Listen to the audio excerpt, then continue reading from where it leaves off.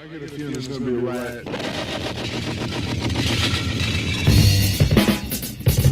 I don't read the newspapers because they all have ugly print.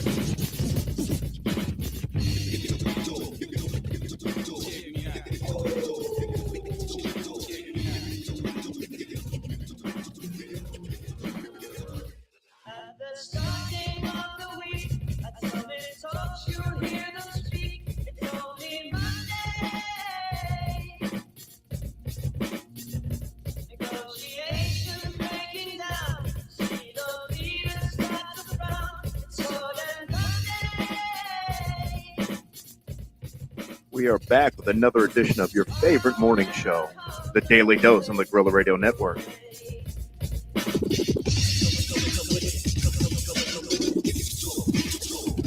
You'll be sitting, taking lunch. The news will hit you like a punch. It's only Tuesday. What's happening? Ask your doctor if the Daily Dose is right for you. Common side effects include sarcasm, informed opinions, and wondering how the hell these people got elected. The Daily Dose starts now. What's happening? Tomorrow never comes until it's too late. Good morning, everyone. Good morning. It is Monday. It is Monday, August 10th, 2026, and we are back with the Monday edition of your Daily Dose, the most anticipated show over the course of your weekend. We are back. We are bad, and we are ready to provide you with the stupid news and the serious news and the dumb shit that nobody else wants to because they don't have the balls like we do with the Gorilla Radio Network on your Daily Dose. We got some crazy stuff in the news today. Of course, we're going to start with our local weather. We've got some tariff news. We've got lawsuits against Meta. We've got ballroom news. Of course, we can't not have a show without talking about the Strait of Hormuz at least once a week. Then we've got some just disgusting, despicable people in the news that they're not even worthy of my breath when I speak of them. But I do have to talk about it on this this news outlet because it's just a disgusting, vile story. And these wretched people, I hope they get caught, and I hope they get everything that's coming to them. And we'll talk about that a little bit later in the show. But without any further delay, let's go ahead and get started. As I always say, we do broadcast this show from Palm Harbor, Florida. So this is the Tampa Bay area weather forecast for those of you that are just getting your day started. Although I am running a little bit late today, I apologize. I got off to a bit of a late start, and it took me a few minutes to get the show prep done. So with that being said, hopefully you do get a chance to check the show out before you get to work. But if not, you can always watch it after you get out of work. You just won't know what the weather's all about until you get done with your workday. So without any further delay, let's go ahead and get started on today's local weather for the Tampa Bay area. It's 517. I've got a lot of upper 70s, some lower 80s as you're getting ready to walk out the door. It was a nice weekend.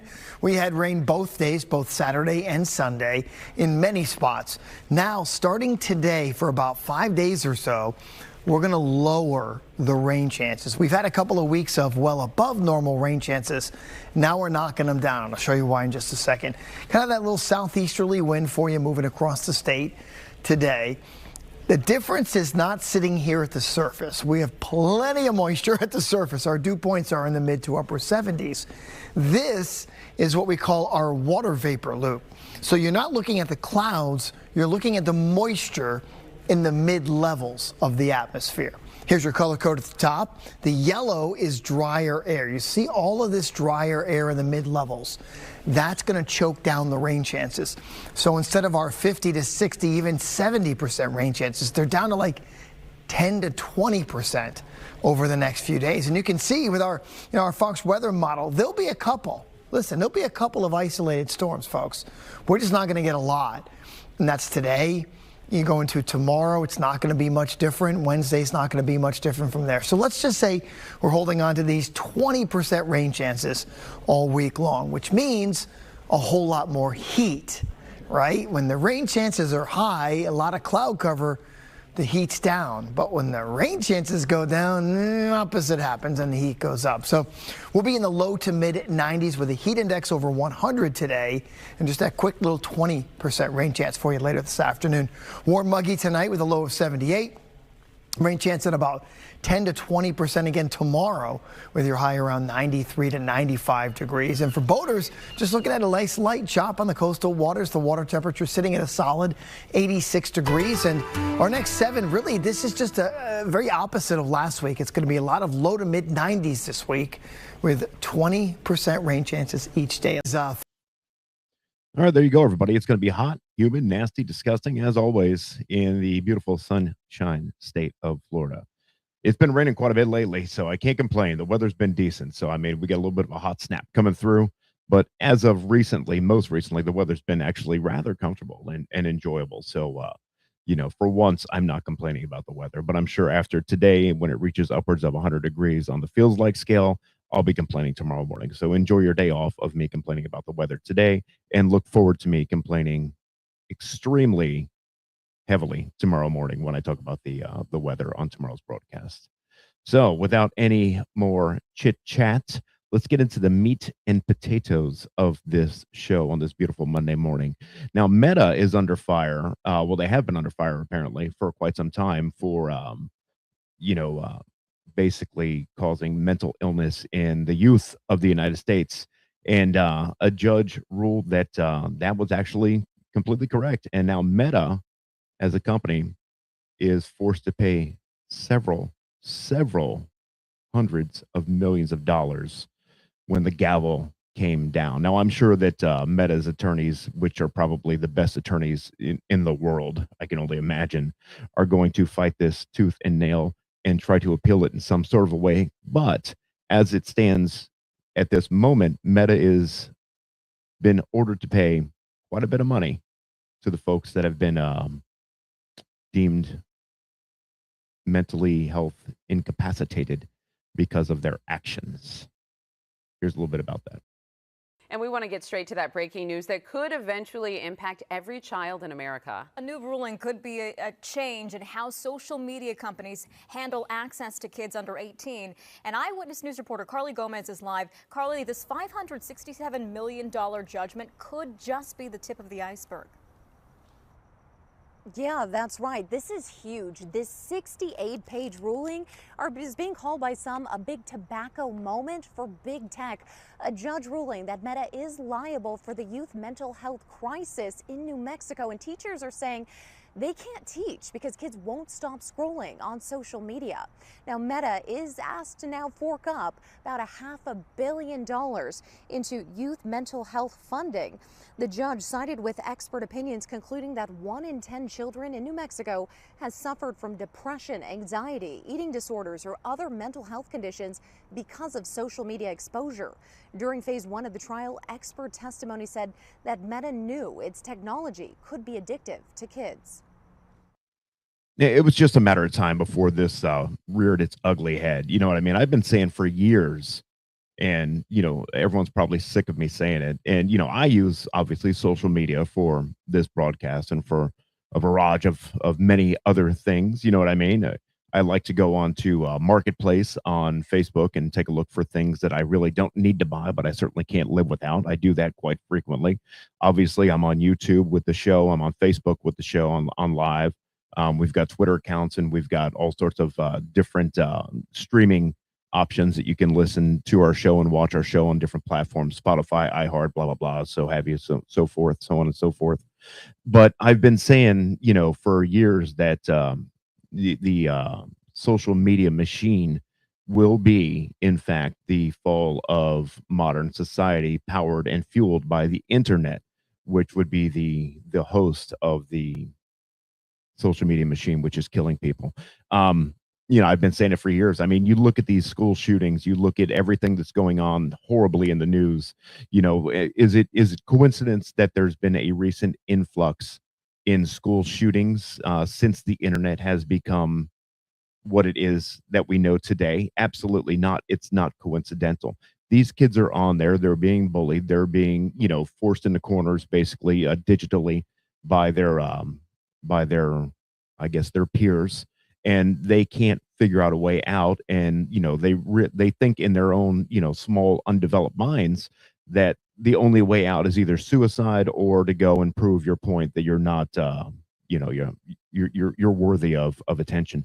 And that's where these school shootings, these mass shootings come from. You know what I mean? I'm not saying every one of them, but I'm saying that it can't be a coincidence that we've seen such an influx over the years since the digital day and age has become what it is now.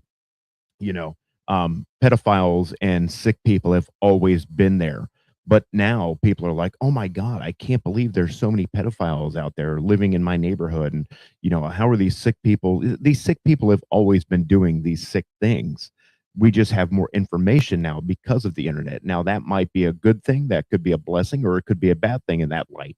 But at the end of the day, these sick people have always been there, we just know about them more. So you know, and as people learn more about these sick individuals, you know, the outlook of life becomes bleak and dark, because now it's like, wow, I can't believe all these people are coming out of the woodwork. Bullshit. They've always been there, you know, so that adds to depression as well. You know what I mean? That adds to overprotection. You know what I mean? That adds to instability in your life, you know, moving forward, because you're scared to walk out your front door now because you think that you're going to get shot by a mass shooter, or your children are going to be touched inappropriately by a pedophile. And you know, that's the information age that we live in now. And you know, that's we as a society have to deal with that. But unfortunately, you know, some people just can't deal with it, and that's where these uh, horrible mass shootings and you know, and everything else horrible that we hear about daily, that we become numb to over the years, stem from. I've said it for years, you know, the internet, as great as it is for so many different things. I mean, look at hell, credit card processing. You know, as a former business owner, I mean, back in the old days, you had to take the little swiper thing and swipe it across the carbon copy paper, then submit that to your bank, and the bank would then, you know, take that and they would remove the funds. It was probably a 7-day wait time before you had access to your money back in those days. Now, you know, thanks to the internet, we're able to just immediately process a credit card, get instant payment.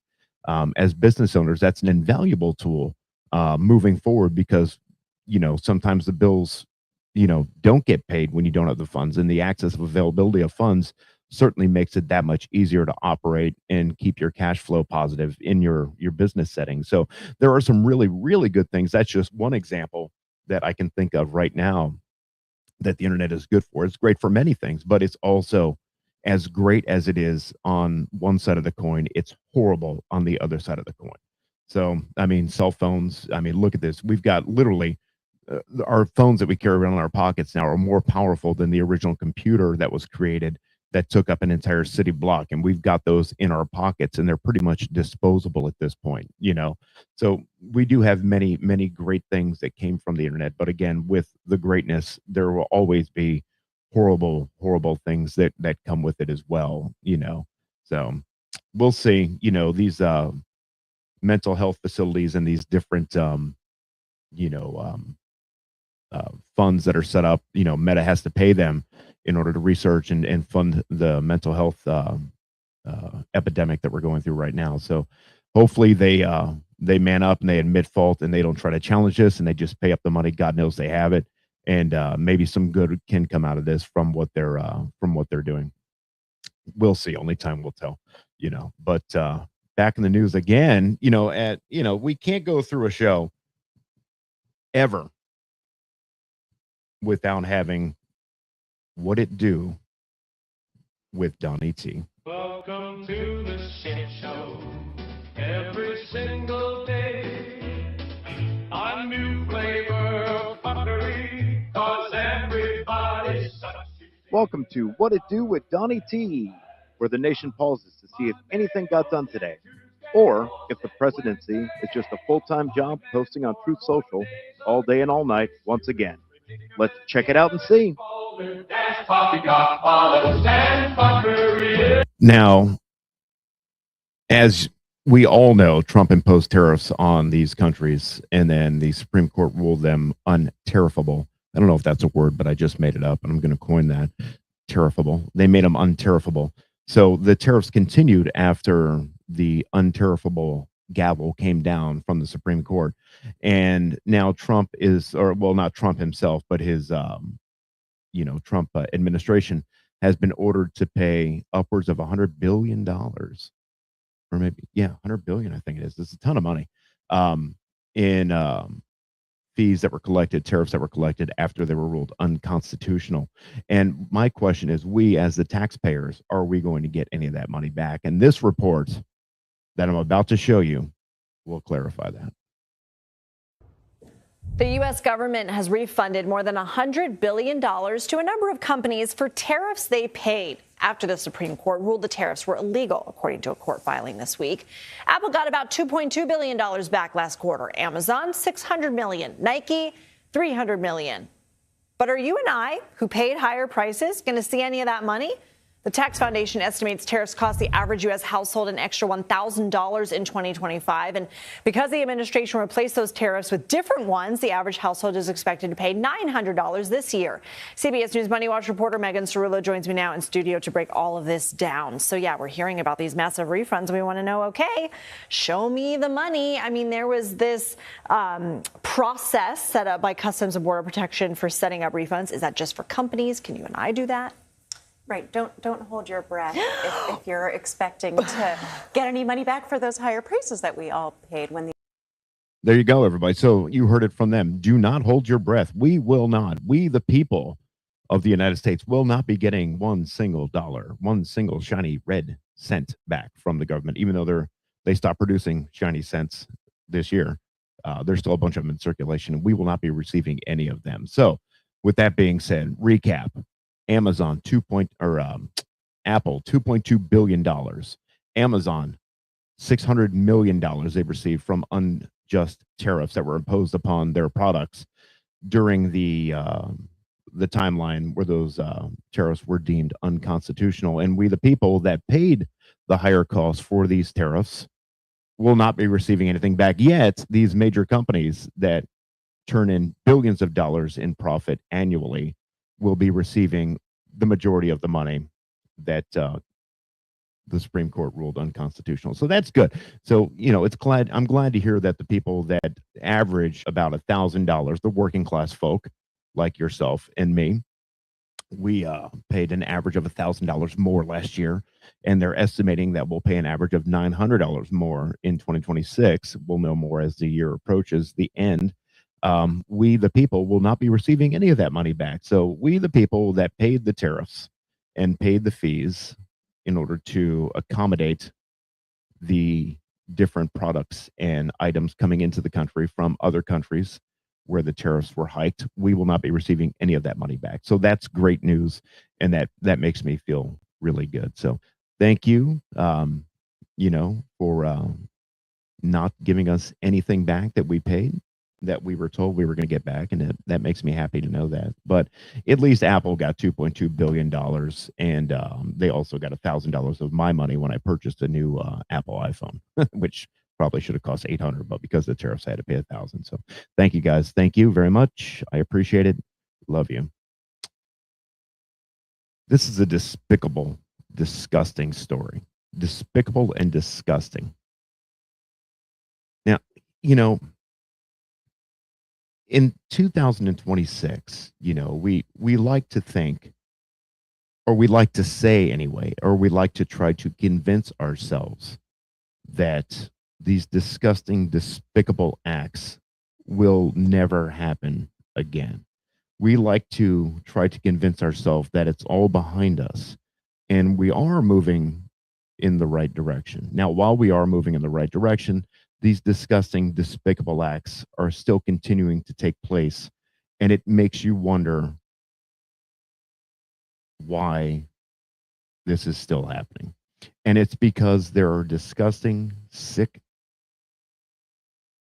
small-minded individuals in this country that can't bring themselves to realize that things are moving in a direction that they don't agree with. And until those people are dead, until those people are gone, until they're no longer breathing the same precious air that you and I breathe, these disgusting acts will still continue to happen. And it's unfortunate that in 2026, we still have to hear news stories as such. Okay, Christina, thanks. The Hinds County coroner has identified the woman found hanging from a tree behind a Jackson home this week, and it's a case that's now drawing even more attention. That's right. A city council member says federal authorities need to step in. 16 WAPT's Ross Adams explains what he's asking for and why he says the investigation needs more eyes on it. A young woman found hanging from a tree in the backyard of a vacant house in West Jackson has been identified as Tasia Fortune. The coroner says the 29-year-old woman had been suspended from the tree 3 to 4 days before someone discovered the remains Monday night. According to City Councilman Kenneth Stokes, the Jackson Fire Department had to use a ladder truck to remove Fortune's body from the tree. That means she was high in the air. What kind of inhumane person will hang somebody in that manner? Everywhere you go, they talking about that hanging. I don't care where you go, to the grocery store, to get something to eat, people talking about that hanging. The Jackson Police Department hasn't been talking about its investigation of the hanging other than a late Monday night social media post. JPD has been so tight-lipped, they haven't even sent out a press release. Once upon a time, a press release would have come out quickly because of the sensitive nature of hangings in Mississippi. Councilman Stokes is worried. That's why he sent a letter to the U.S. Attorney's Office asking for help about the incident on Road of Remembrance. In his letter, Stokes says he wants federal authorities to assist police finding Fortune's killer and why they strung her body up in a tree. Hanging. Absolutely horrible. You know what I mean? It's incredible. Like I said, I mean, the only words to describe it, and I've used those descriptive words multiple times during the prelude to that news clip, is disgusting. You know, deplorable. It's incredible that we still hear stories like this in 2026. You know, I mean, it was disgusting and it was horrible when we heard stories about it back in the 1950s, in the 1960s. It was more widespread back in those days, and it was more socially acceptable for whatever reason to hear stories like that. And, you know, as a society, we have, in fact, come a very long way from that day and age, and we've moved in a very positive direction. But the unfortunate reality of the situation is that there are still simple-minded, disgusting people in the world that would do a horrible act as such, and we still have it happening. It's amazing to me. It's amazing. I came across that story this morning, and I said, you know, I don't even want to talk about it on the show because my show's upbeat. My show's happy. My show likes to find the good in the bad and exploit it and make it humorous for all of you to enjoy. But the unfortunate fact of the matter when it comes to this story, there is no good. There is no humor for me to try to manipulate and exploit and make you laugh about when it comes to this disgusting story.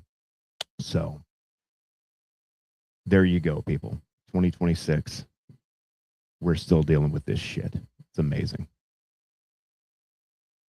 Strait of Hormuz, back in the news again. The Strait of Hormuz is back in the news. And Iran this time, Iran has demands for the United States. If they are willing to open the Strait of Hormuz yet again, these are the demands that must be met in order to do so. Now to the latest on the war in Iran. Iranian officials say this weekend the Strait of Hormuz will remain closed unless the U.S. complies with a long list of demands. Here's ABC's Allison Cossack with more. Tonight, an Iranian official says the country is close to a deal with Oman that would secure navigation through the Strait of Hormuz. But any agreement is contingent on the U.S. changing its behavior before the strait reopens. A spokesman for Iran's Revolutionary Guard adding that the strait is no longer merely a waterway, but rather a source of power the Islamic Republic controls because of its geography. Iran also reiterating demands the U.S. lift its naval blockade on Iranian ships and ports, and calling on the U.S. and its allies to halt any attacks on Iranian proxies across the region. And the standoff is already hitting consumers, with cost of fuel rising in the U.S. and other parts of the world. Today, Vice President Vance said the two sides have made progress, telling Fox News. I try to remind people that we're really in the middle of the game here. This thing is not over. It's obviously not at the beginning. We're in the middle of the game, and we're applying a whole host of tools, diplomatic, economic, military tools, to ensure that we get the best outcome for the American people. Vance says the negotiations are focused on conditions for the U.S. to maximize oil and gas coming out of the strait. A move he says could help bring gas prices down for Americans.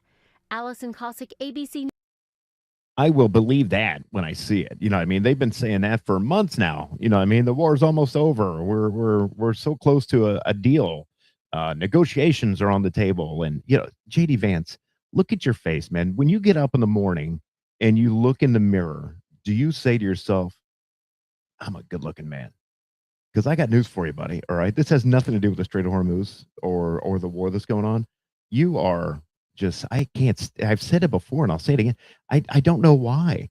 I honestly cannot tell you why. I have no reason to feel this way, but I cannot stand his face. His face gives me the goosebumps.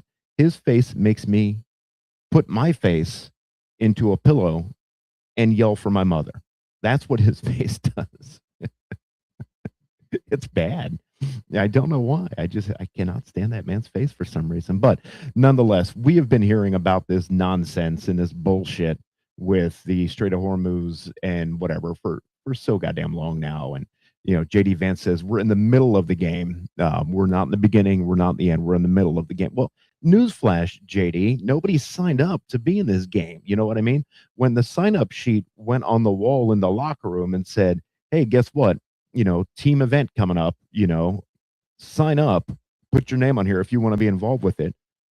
When the sign up sheet expired and they said, okay, let's go and collect the sheet and see who signed up for it. Guess what? It was blank. Nobody signed up for this fucking war that we're in the middle of. And you saw on those gas pumps that they're reporting $6.59 for a gallon of friggin' gas. Come on, guys. Come on. What are we doing here? You know what I mean? What are we doing there? You know? For what? I don't know. Good job, JD. Good job, Donnie T. All I know is the primaries are coming up in Florida on Tuesday. Just, you know, a week from tomorrow, everybody. A week from tomorrow. The primaries, as everyone knows, is more important than the actual election because the primaries are what are going to get the people to the election. So if you can do anything on Tuesday, aside from go to work and try to earn money to put gas in your car at $6.59 a gallon, try to spend a little bit of that gas and go to the polls and vote, for God's sake, and try to make an impact and a difference so that we can just get this nonsense and this crap over with. You know what I mean? Get these fucking idiots and get them packing. You know what I mean? At the end of the day, we just something's got to change. I don't know who's going to change it. You know, it could be another Republican. It could be a Democrat. Hell, it could be the Green Party. I don't know. But somebody needs to go in there and change the executive power moving forward, because what we have now, I think the American public can agree with me on this. It's just not working. So please, guys, do try to do something for love of Christ and everything holy.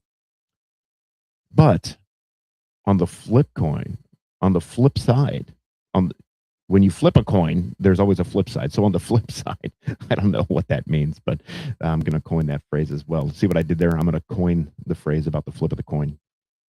I'm pretty much a wordsmith, you know. The massive 90,000 square foot ballroom has been brought to a screeching halt. And Donnie T is not happy about it. So they're saying that he did not have the authority, nor did he have the power to make those changes. And the crazy thing about it is that the construction has already begun. So we've got what seems to look like a bit of a construction zone in front of the White House, with construction for the ballroom that is ceased. Right now, a federal appeals court just blocked the construction of President Trump's 90,000 square foot ballroom. They say the project needs congressional approval. CBS News Justice reporter Jake Rosen is here with that update. And Jake, what else are the judges saying about this? Well, they said the obvious, which is that no president ever has attempted to use this funding mechanism that President Trump has tried to use to do this work. It's explicit in federal law, this appeals panel said in a 2-1 decision, that Congress must authorize any kind of funding to renovate not just the White House grounds, but any federal property that it reaches the level of either kind of a Smithsonian museum, any kind of government building, and that President Trump's move to just demolish the East Wing with little notice and claim that they're going to build a massive ballroom using not just taxpayer money potentially, but also private donations that President Trump has received from corporations for the last 18 months plus of his presidency is unlawful. We saw a lower court judge earlier this year block this, and it got sent briefly to an appellate court, which bounced it back. Upon both readings and both kind of sets of arguments we heard on this, the lower court judge said that simply the funding mechanism that was used was unlawful and that Congress must mandate any kind of major renovation and overhaul of this. There has been no momentum in Congress to do this. We should point out this has been one of President Trump's biggest passion projects of his administration, to do this and say that he needs some kind of massive space, not just hold events, but to keep him safe. He's argued that because the White House security bunker is underneath parts of the East Wing, and that's currently being renovated right now, that the ballroom needs to be completed. The construction work had been ongoing up until this decision, and for the next 14 days, the government can appeal, but if they choose not to, afterwards the construction will have to stop, and there'll have to be some kind of plan, Mugo, to move forward with this in Congress. And we'd like to thank the associate reporter Chaz Bono for giving us that report. Thank you very much. Oh my Lord! So yeah, there you have it, everybody. So the ballroom has ceased, and it's right now being tossed into the hands of Congress, and they better act quick because it looks a mess in front of the White House as we speak. So they better do something, and they better get it going quickly. We'll see what happens, guys. It's been a great show. Monday mornings usually take a little bit longer than normal because there's a lot of stuff to cover from the weekend, so this show did not fail those expectations. I appreciate you tuning in. I appreciate you watching and listening on whatever media outlet you decide to tune in and listen to. Facebook, Guerrilla Radio. Instagram, Guerrilla Radio 47. Subscribe and like on our YouTube channel at OG Guerrilla Radio. Wrapping up this Monday episode, we will see you tomorrow with another riveting episode. Hopefully nothing disgusting and deplorable in the news tomorrow as I covered today. A little more upbeat. Have a great day at work. See you tomorrow.